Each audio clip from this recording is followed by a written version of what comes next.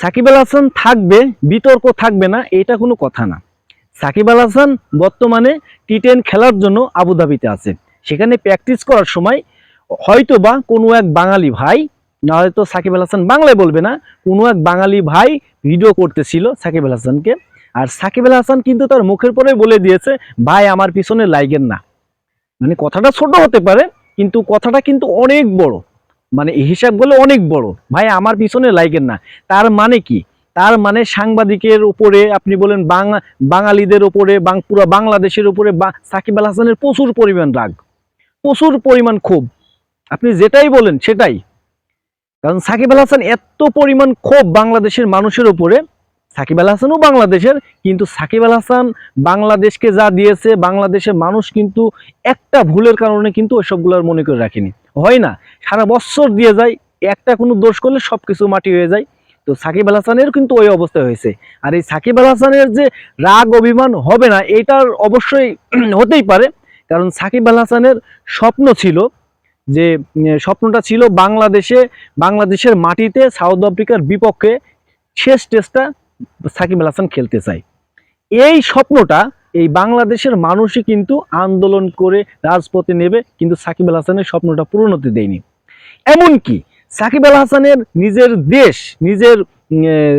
মানে নিজের ঘর বাসা সব বাংলাদেশে, তাও কিন্তু সাকিব আল হাসান কিন্তু দেশে আসতে পারছে না, এখন পর্যন্ত দেশে আসতে পারেনি। আওয়ামী লীগ সরকার যাওয়ার পর থেকে সাকিব আল হাসান এখন পর্যন্ত দেশে আসতে পারেনি। সাকিব আল হাসানের একটাই বিতর্ক সবচেয়ে বেশি, সেটা হচ্ছে আওয়ামী লীগ সরকারের হয়ে উনি এমপি হয়েছেন, এটাই বিতর্ক, এটাই সাকিবের দোষ। এই দোষের কারণে সাকিব আল হাসানের স্বপ্ন ছিল, সেই স্বপ্নটা পূরণ হতে দেয়নি সাধারণ মানুষ। তো সাধারণ মানুষ যে শুধু শুধু সাকিব আল হাসানের মানে বিপক্ষেই গেছে তাও না, সাকিব আল হাসানের পক্ষেও ছিল। আসলে সব মিলে সাকিব আল হাসানের স্বপ্নটা পূরণ হয়নি। শেষ টেস্ট এখন পর্যন্ত খেলা হয়নি, সাউথ আফ্রিকার বিপক্ষে শেষ টেস্ট খেলার কথা থাকলেও সেটা কিন্তু হয়নি। এটা হচ্ছে সাকিব আল হাসানের প্রচুর পরিমাণে একটা ক্ষোভ। আর সবচেয়ে বেশি ক্ষোভ সাংবাদিকদের উপরে সাকিব আল হাসানের। কারণ এই সাকিব আল হাসানকে ভিলেন বানানোর মেন কারিগর এই আমাদের বাংলাদেশের সাংবাদিকেরা। মানে যখন যেটা হয়েছে সেটাও বলেছে, যখন যেটা হয়নি সেটাও বলেছে। সেই জন্যই কিন্তু সাকিব আল হাসানকে মানে ভিডিও করার সময় কিন্তু সাকিব আল হাসান ওইটাই বলেছে, ভাই আমার পিছনে লাইগেন না। এটা কিন্তু সাকিব আল হাসান বিরক্তর কারণে বলছে। অবশ্যই অবশ্যই আপনার কথাটা, মানে সাকিব আল হাসানের কথাটা শুনলে মনে হতেছিল যে সাকিব আল হাসান অনেক মানে অনেক আছে, রেগে আছে, বা অনেক আছে বাংলাদেশের মানুষের পরে আলাদাভাবে একটা ক্ষোভ আছে। না হলে এইভাবে বলতে পারে না, মানে যেভাবে কথাটা বলছে। আর এটা থাকবে, এটা একদমই স্বাভাবিক, কারণ এই বাংলাদেশের মানুষই তো তার স্বপ্নটা পূরণ হতে দেয়নি। তো এইটা সাকিব আল হাসান হয়তো বা ঠিক করেনি, কিন্তু সাকিব যেভাবে আছে, যে মুডে আছে, সেই মুডে কিন্তু সাকিব আল হাসান এটা বলবে, এটাও আবার স্বাভাবিক, এটা বলতেই পারে। কারণ বলে হচ্ছে না, ব্যাটে হচ্ছে না, দেশে আসতে পারছে না, নিজের ভিটায় আসতে পারছে না, বাবা মার ভিটায় আসতে পারছে না।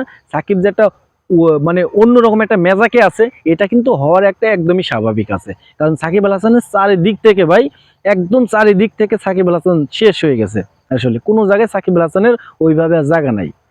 তো সাকিব আল হাসান এমন ব্যবহারটা আশা করিনি, তারপরও যেটা করেছে খারাপও করেনি। কারণ অনেক অনেক অনেক মানে সাকিব আল হাসানকে বিতর্ক করে এই সাংবাদিকেরা। তো এই কাজটা আমি মনে করি খারাপ করিনি। কারণ ওই ভিডিও করে হয়তো বা অন্যান্য কিছু বলতে পারতো, সেই জন্যই কিন্তু সাকিব আল হাসান এইটা মানা করছে।